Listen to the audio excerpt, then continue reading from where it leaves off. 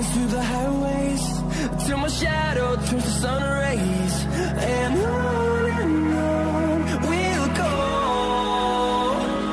through the wastelands through the highways, and on we'll go.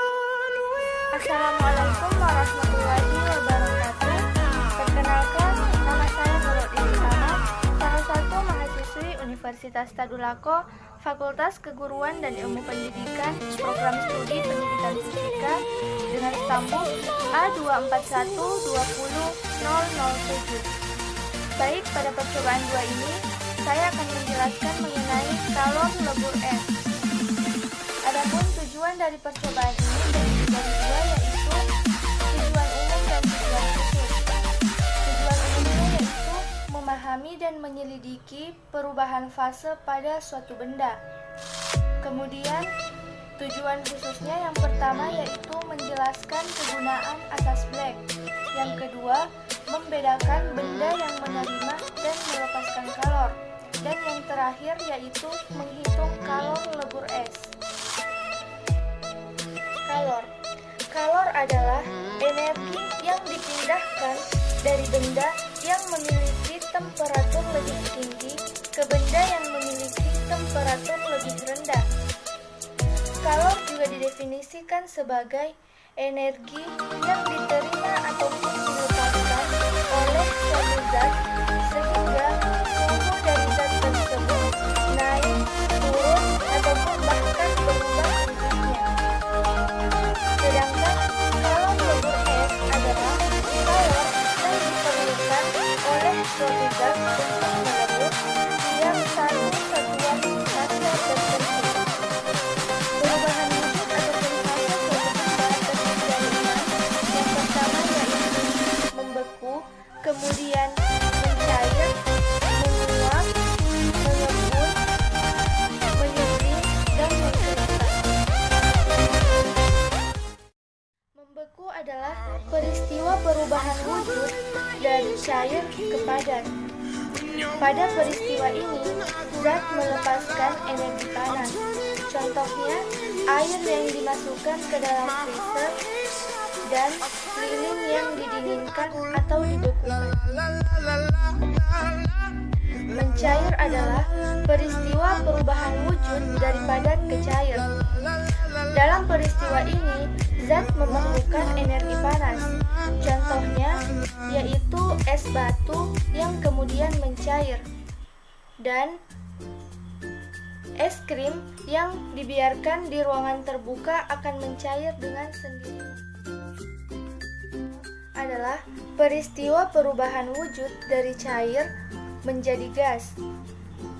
Dalam peristiwa ini, zat memerlukan energi panas. Contohnya yaitu air yang direbus, jika dibiarkan maka lama-kelamaan akan habis. Kemudian bensin yang dibiarkan di ruangan terbuka ataupun di tempat terbuka, maka lama-kelamaan akan menjadi habis dan berubah menjadi gas.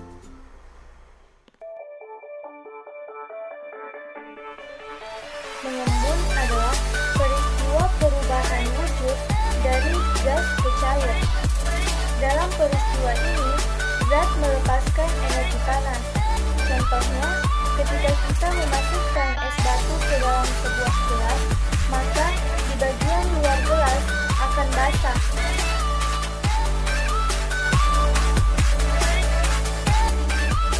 Menyembling adalah peristiwa perubahan wujud dari padat menjadi gas. Dalam peristiwa ini, zat memerlukan energi panas. Contoh menyublim yaitu kapur barus yang dimasukkan ke dalam lemari pakaian yang lama-kelamaan akan habis.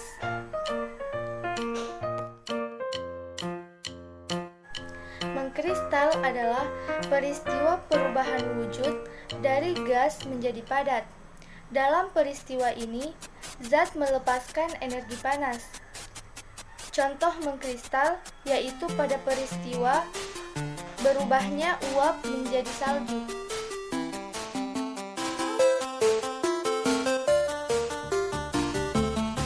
Ilmuwan yang menemukan teori ini adalah Joseph Black.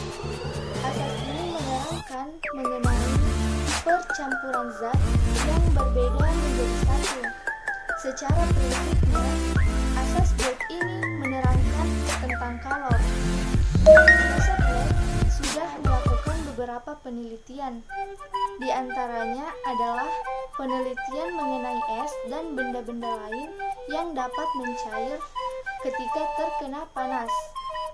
Beliau ini mempunyai pendapat bahwa proses mencairnya es ataupun benda lain ketika terkena panas karena adanya penyerapan kalor yang masuk ke dalam es, sehingga es tersebut bisa mencair.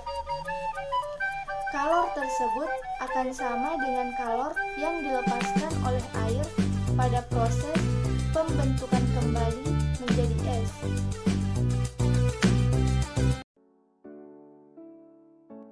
Adapun penjabaran dari asas Black dapat dilihat pada gambar.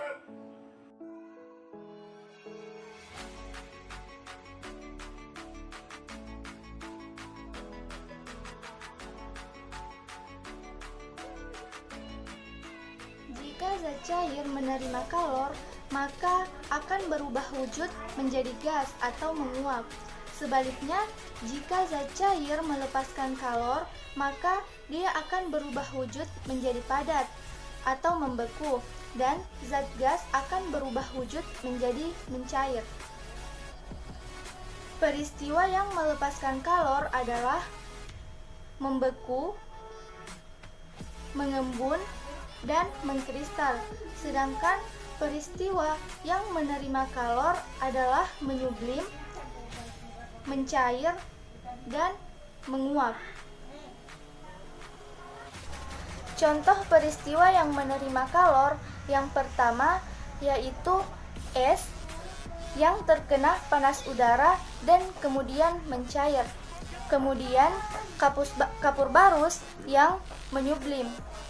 Contoh peristiwa melepaskan kalor yang pertama air yang dimasukkan ke dalam kulkas dan uap air yang mengembun.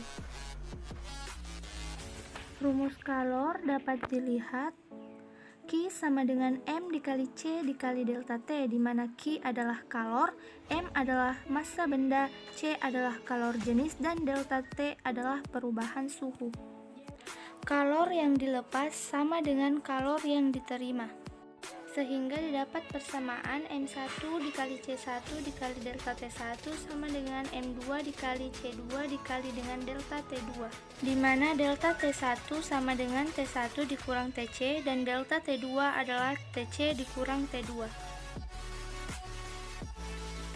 M1 adalah massa benda yang mempunyai tingkat temperatur lebih tinggi, C1 adalah kalor yang jenis benda yang mempunyai tingkat temperatur lebih tinggi, T1 adalah temperatur benda yang mempunyai tingkat temperatur lebih tinggi, TC adalah temperatur akhir percampuran kedua benda, M2 adalah massa benda yang mempunyai tingkat temperatur lebih rendah, C2 adalah kalor jenis benda yang mempunyai tingkat temperatur lebih rendah, T2 adalah temperatur benda yang mempunyai tingkat temperatur lebih rendah.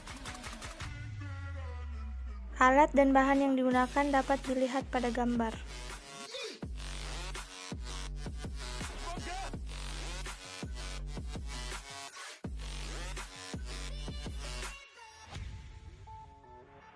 Sekian video dari saya.